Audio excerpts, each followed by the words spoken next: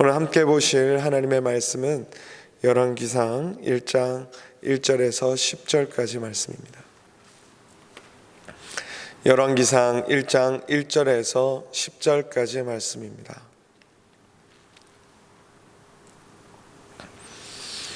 오늘 본문의 말씀을 다 같이 1절부터 10절까지 읽도록 하겠습니다. 다윗 왕이 나이가 많아 늙으니 이불을 덮어도 따뜻하지 아니한지라. 그의 시종들이 왕께 아뢰되 우리 주 왕을 위하여 젊은 처녀 하나를 구하여 그로 왕을 받들어 모시게 하고 왕의 품에 누워 우리 주 왕으로 따뜻하시게 하리이다 하고 이스라엘 사방 영토 내에 아리따운 처녀를 구하던 중 수넴 여자 아비삭을 얻어 왕께 데려왔으니 이 처녀는 심히 아름다워 그가 왕을 받들어 시중 들었으나 왕이 잠자리는 같이 하지 아니하더라. 그때 학깃의 아들 아도니아가 스스로 높여서 이르기를 내가 왕이 되리라 하고 자기를 위하여 병거와 기병과 호위병 50명을 준비하니 그는 압살롬 다음에 태어난 자요 용모가 심히 준수한 자라. 그의 아버지가 내가 어찌하여 그리하였느냐고 하는 말로 한 번도 그를 섭섭하게 한 일이 없었더라. 아도니아가 수리아의 아들과 아들 요압과 제사장 아비아달과 모의하니 그들이 따르고 도우나 제사장 사독과 여호야다의 아들 브나야와 선지자야 나단과 시므이와 레위와 다윗의 용사들은 아도니아와 같이 하지 아니하였더라. 아도니아가 에르로겔 근방 소겔겟 다윗 곁에서 양과 소와 살찐 송아지를 잡고 왕자 곧 자기의 모든 동생과 왕의 신하된 유다 모든 사람을 다 정하였으나 선지자 나단과 브나야와 용사들과 자기 동생 솔로몬은 정하지 아니하였더라. 아멘. 오늘 이 새벽 시간에도 하나님이 주시는 은혜와 또 기도의 시간에 친밀하게 하나님을 만나시는 그 은혜로 가득하시기를 바랍니다. 다윗은 이스라엘 역사에서 가장 위대한 왕입니다. 통일 이스라엘 이룬 입지전적인 인물이기도 하지요. 그러나 이 열왕기상을 시작하면서 다윗의 시대가 저물고 있다는 것을 말해주면서 본문이 시작이 되고 있습니다. 참 신기하기도 하고 놀랍기도 합니다. 열왕기를 다룬 책이라면 좀 더 이스라엘의 역사의 아름다운 부분들을 또 이스라엘의 다윗의 역사 또 이룬 업적들을 나열하면서 시작할 것 같은데 오히려 열왕기는 다윗의 인생이 거의 끝자락에 머물러 있다라는 사실을 보여주면서 이 열왕기를 시작하고 있습니다. 특별히 그는 나이가 많아 늙었다고 표현하고 이불을 덮어도 따뜻하지 않더라라는 표현을 하고 있습니다. 인생에는 언제나 저물 때가 온다라는 것을 가르쳐주고 있는 것이죠. 이불을 덮어도 따뜻하지 않을 만큼 그렇게 인생이 저물어갈 때가 언젠가 온다. 그 위대한 다윗이라도 그 놀라운 인생을 살아갔던 다윗이라도 그런 때가 온다라는 것을 성경은 바로 말해주고 있는 것입니다. 이사야서 2장 22절에는 이렇게 말하고 있지 않습니까? 인생의 호흡이 인생의 생명이 바로 그 코끝에 있다. 코에 있으니 샘할 것이 무엇인가? 여러분 눈을 감고 한번 생각해 보십시오.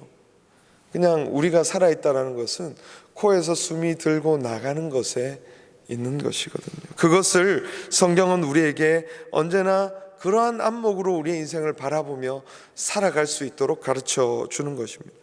우리의 젊음도 우리의 삶도 우리가 하고 있는 그 모든 일도 어쩌면 우리가 인생의 전성기를 누리고 있을 수도 있습니다.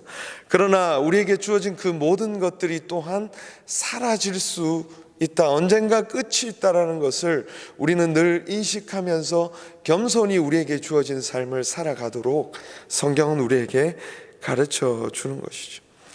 그래서 정말 아름다운 신앙은 우리가 언제나 물러날 때가 있다라는 것, 나의 자리가 아닐 수 있다라는 것, 그것을 언제나 기억하면서 우리의 삶의 자리에서 겸손히 반응하는 것입니다. 참 놀라운 인생으로 쓰임받았던 다윗 아니겠습니까? 막내, 집에서 가장 말째 막내였습니다. 그의 형들은 다 왕답게 생겼습니다. 그러나 다윗은 그렇지 않았던 것 같습니다. 목동이었습니다. 어쩌면 전쟁과는 제일 거리가 멀고 이스라엘을 구해내기에는 역부족한 인물로 보여질지도 모르겠습니다. 그러나 분명히 우리가 알듯이 이 다윗은 하나님의 손에 들려서 쓰임을 받았습니다. 하나님의 마음에 합한 자라 그런 칭함도 받았던 자 아니겠습니까? 물론 죄도 지었습니다. 끔찍한 죄도 지었고 그로 인한 끔찍한 결과도 그의 인생에서 맞이하기도 했습니다. 그러나 다윗을 통해서 하나님께서 바라셨던 그 가나안의 그 정복 전쟁이 비로소 완성이 되지 않았습니까? 그 전까지는 그 누구도 그 가나안 땅을 완전히 정복해서 하나님 앞에 예배로 올려드리지 못했거든요. 그러나 다윗은 하나님 앞에 충성되어 그의 삶을 전심으로 다 드려서 하나하나 하나님의 그 출애굽 이후로부터 계속되던 하나님의 뜻을 이루어 드렸던 인물이 바로 다윗이라는 것이죠. 그러나 그런 다윗도 인생에 불과하다라는 것을 오늘 성경은 말해주고 있습니다. 그러면서 또한 동시에 말해주는 것이 무엇이죠? 진짜 이스라엘 왕이 누군가? 진짜 이스라엘의 왕이 누군가? 진짜 이스라엘의 주인이 누구신가? 라는 것을 바로 말씀해 주는 것입니다. 역사에서는 아무리 인생들이 스스로 힘을 얻어 인생의 주인인 것처럼 스스로 얘기하지만 결국 인생의 모든 곳에 있어서 주인이 하나님이시다. 다윗도 아니시고 이스라엘의 주인이 다윗이 아니라 바로 하나님이시다라는 것을 가르쳐 주는 것입니다. 우리에게는 바로 그 고백이 필요합니다. 우리 인생에 사실 많은 일들을 우리가 이루어내고 이루기도 하였습니다. 그러나 그 모든 이면에 그 역사 아래쪽에서 우리의 인생을 움직이시며 우리를 이끄시며 여기까지 인도해 주신 분이 누구신가라는 그 거룩한 고백이 우리 입술에 살아있을 때에 우리는 비로소 우리의 삶의 현장에서 참답게 살아갈 수가 있습니다. 안 그러면 우리는 금세 교만하여져서 우리가 스스로 이룬 것처럼 행세하며 생각하며 움직이기 마련인 것이죠. 그것을 잃어버릴 때, 그 고백을 잃어버릴 때 한 나라도 저물 수밖에 없습니다. 그 고백을 잃어버릴 때 아무리 놀라운 인생도 저물어 갈 수밖에 없다라는 것입니다. 이스라엘이 바로 붙잡혀 있어야 될 분은 하나님, 이스라엘이 왕으로 모셔야 될 분은 하나님. 우리가 오늘 아무리 많은 일들이 우리의 삶에 주어졌더라도 그 삶의 중심과 현장 속에서 언제나 고백해야 될 것은 이 삶을 이끌어 가시는 분이 나의 하나님. 그것을 보면서 걸어가는 것이 바로 믿음의 사람들의 삶이라는 것입니다. 그 안에서 우리는 비로소 하나님의 샬롬을 경험하게 될 것입니다. 그렇지 않으면 하나님의 샬롬 없음을 경험하게 될 것이라는 것입니다. 그러나 안타깝게도 역사는 언제나 반복이 됩니다. 그래서 이 하나님을 주인으로 모시는 이 하나님의 거룩한 움직임이 있는 그 현장 속에서 동시에 언제나 스스로 왕이 되고자 하는 사람들의 움직임이 있죠. 오늘 그렇게 보여지는 인물이 바로 아도니아입니다. 또 하나 시작을 여는데 이상한 것이 그것입니다. 다윗의 인생이 저무는 것을 보도하고 있는 것과 동시에 또한 하나님에게 반역하여 스스로 왕이 되려고 하는 인물을 바로 열왕기 초반에 넣었다라는 것이죠.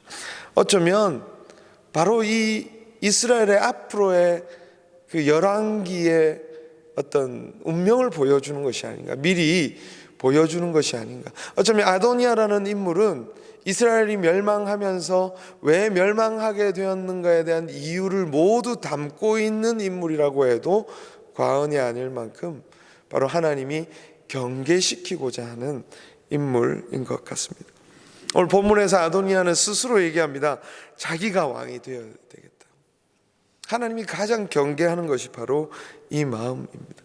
그는 실제로 다윗을 이어서 왕이 될 인물이기도 했습니다. 압살롬 다음이었습니다. 용모도 준수했습니다.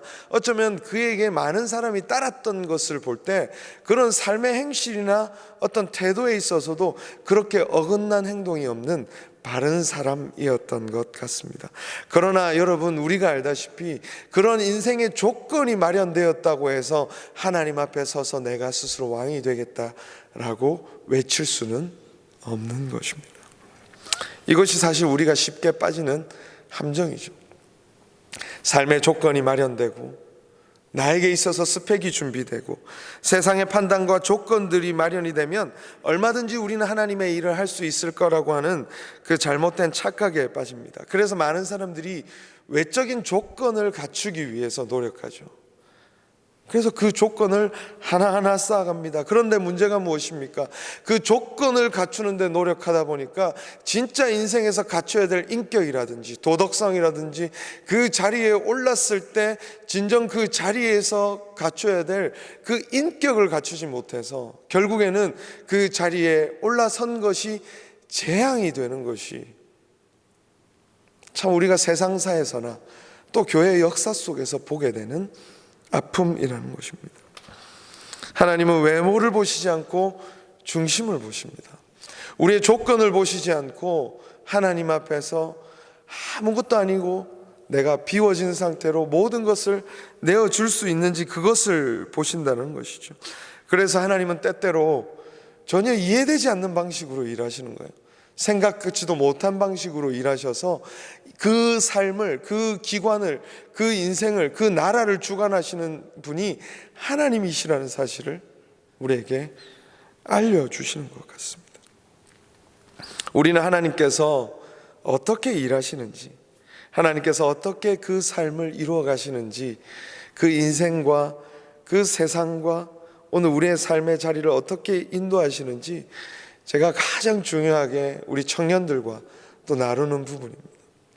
하나님이 오늘 우리의 삶을 어떻게 인도해 가시는지를 잘 볼 수 있는 그 영적인 안목을 갖추지 못하면 우리는 자꾸 딴 곳에서 헌물을 켜고 있는 거예요. 하나님이 오늘 나를 어떤 거룩한 현장에 부르셔서 그곳에서 헌신하고 순종하기를 원하시는데 우리는 자꾸 다른 생각을 하고 있는 거예요. 나의 생각을 하고 있고 내가 바라보는 꿈을 가지고 그 현장 속에 들어가서 헌물을 켜고 있을 때가 많은 것입니다. 우리는 하나님 앞에서 너무 앞서서도 안 되고요, 또 너무 스스로를 낮춰 뒤쳐져서도 안 됩니다. 자신이 뭔가 힘을 얻고 그리고 사람들의 인정을 받고 또 뭔가 많은 조건을 갖춘다고 해서 여러분 교만하여서도 절대 안 될 것이고요, 또 스스로 부족하고 조건이 부족하다고 해서 또 많은 부분에서 미흡한 점이 많다고 해서 여러분 그것에서 좌절할 것도 아닙니다. 하나님의 그 역사와 하나님의 일하심은 우리의 인간적인 조건과 상관없이 하나님의 일을 이루어 가시는 것을 우리에게 보여주는 것이죠. 그래서 하나님의 때를 읽고 하나님께서 오늘 내게 원하시는 것이 무엇인지를 알고 그 앞에 엎드리는 것이 성경에서 보여지는 너무나도 아름다운 신앙입니다. 저는 20대 중반에 예수를 믿고 교회에서 정말 완전히 그냥 반대로만 살면 됐습니다. 이전에 살던 거에 반대로만 살면 돼서 오히려 편했습니다. 예수 믿고 정말 다른 삶을 사는 것이 편했고, 그래서 사람들이 칭찬도 해주고 인정도 해줬습니다. 그러다 보니까 이 일 저 일 막 맡았어요. 그래서 어느 순간 보니까 너무 힘들고 지치는 거죠. 제가 지금 생각해 보니까 그때 참 교만했던 것 같습니다. 내가 이 일도 할 수 있고 저 일도 할 수 있고 이것도 내가 해야 되고 저것도 내가 해야 된다라고 하는 그 착각 속에 때때로 빠졌던 것 같아요. 지금 돌아보면 그때 저를 참아주신 분들이 얼마나 고맙고 감사한지 모르겠습니다. 우리는 때때로 그냥 하나님의 명령 없이 우리가 돌격 앞으로 그렇게 할 때가 참 많다라는 것이죠. 그런 면에서 저는 성경에서 요나단이라는 인물이 얼마나 아름다운지 수없이 강조하며 말씀을 드리고 있습니다. 참 예수님을 닮았습니다. 사울의 후계자인 그가 하나님께서 다윗을 향하여 하는 일을 바라보면서 자신의 모든 왕적인 권리를 이 다윗에게 내려놓는 거죠. 왜? 하나님의 역사가 이 다윗을 통해서 흐르고 있으니까 그것을 겸허하게 받아들이고 그 앞에 자신이 서야 될 자리를 결정하는 거죠. 예수님은 친구를 위해서 목숨을 버리는 것보다 더 큰 사랑은 없다라고 말씀하시잖아요. 요나단은 진짜 다윗이라는 그 친구를 위해서 자신의 목숨을 버리는 것을 아까워하지 않는 것이죠. 왜? 하나님이 지금 역사의 흐름을 그렇게 인도해 가고 계실 때 자신의 쓰임을 알고 자신의 자리를 알았기 때문입니다. 교만한 자들은 자기의 사람들을 모으고 자신의 왕국을 이루어갑니다. 오늘 본문 9절 10절 계속되는 그 아도니아의 사람을 모으는 행태를 보십시오. 하나님이 원하시는 공동체가 아니라, 그래서 거룩한 싸움을 하고 생각이 다르고 뜻이 다르지만 어떻게든 하나 되어 가기 위해서 서로 애를 쓰며 내 생각을 낮추고 서로 이야기를 듣고 그러면서 하나 되어가는 이 거룩한 과정을 내어버리고 그저 내 생각에 맞는 사람, 내 뜻에 따를 수 있는 사람만 모아가는 것입니다. 이것이 우리가 경계해야 될 바로 그것입니다. 자신의 마음에 들지 않는 사람을 볼 때 우리는 배제합니다. 자신에게 불필요하다고 생각하는 사람들을 우리는 자주 쳐내기도 합니다. 그러나 그 행동을 하고 있는 우리의 모습이 얼마나 위험한지를 우리는 알아야 됩니다. 내 생각대로 인생이 굴러가고 있을 때 그것이 위험한지를 우리는 때때로 알아야 합니다. 우리는 참 많이 치우치기 때문이죠. 우리의 생각과 우리의 뜻이 때때로 참 많이 치우치기 때문에 오히려 우리의 생각대로 우리의 인생이 굴러가고 있을 때 우리는 그 속에서 위험함을 감지할 수도 있어야 되는 것 같습니다. 공동체는 다양성 때문에 아름답게 유지되고 또 세대가 다양하게 있기 때문에 아름다운 공동체로 세워질 수 있는 것입니다.